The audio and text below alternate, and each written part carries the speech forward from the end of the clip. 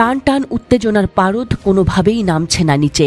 ইরানকে শায়েস্তা করতে মরিয়া আমেরিকা। ভিন্ন কৌশল খাটিয়ে ইরানকে পরমাণু চুক্তির বিষয়ে আলোচনার টেবিলে আনছেন মার্কিন প্রেসিডেন্ট ডোনাল্ড ট্রাম্প। তেহরানকে দমাতে এরই মধ্যে ইয়েমেনের হুথি বিদ্রোহীদের লক্ষ্য করে টানা হামলা চালিয়ে যাচ্ছে যুক্তরাষ্ট্র। তবে ইরানও থেমে নেই, তারাও হাত মিলিয়েছে রাশিয়ার সাথে। নিজেদের সুরক্ষা নিশ্চিত করতে রাশিয়ার সাথে পাকাপোক্ত চুক্তিটির প্রায় সব ধাপই সম্পন্ন করে ফেলেছে তেহরান। আর সেই চুক্তির আওতায় ইরানকে বিশেষ সুরক্ষা দেবে মস্কো। ইরান কোথাও আক্রান্ত হলে তাদের পাশে দাঁড়াবে পুতিনের দেশ।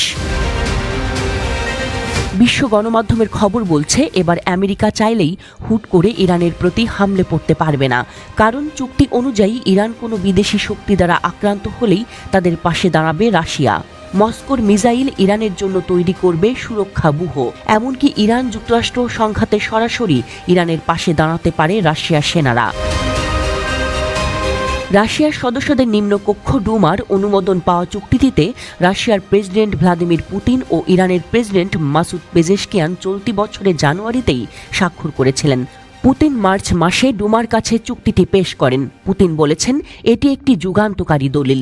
পেজেশকিয়ানের দাবি, এই চুক্তি সব ক্ষেত্রে ইরান ও রাশিয়ার সম্পর্কের নতুন অধ্যায় উন্মোচন করবে।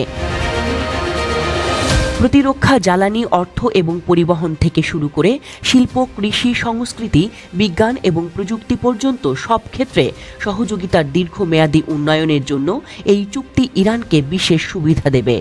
চুক্তির ভিত্তিতে রাশিয়া এবং ইরান একে অপরকে সাধারণ নিরাপত্তা হুমকি মোকাবেলায় সহায়তা করবে।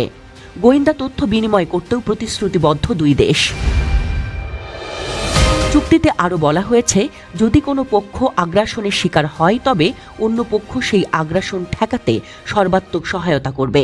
রাশিয়ার উপপররাষ্ট্রমন্ত্রী আন্দ্রেই রুডেনকো সংসদের নিম্নকক্ষ ডুমায় এক ভাষণে বলেন, চুক্তি স্বাক্ষরের অর্থ ইরানের সাথে কেবল সামরিক জোট প্রতিষ্ঠা বা পারস্পরিক সামরিক সহায়তা নয়।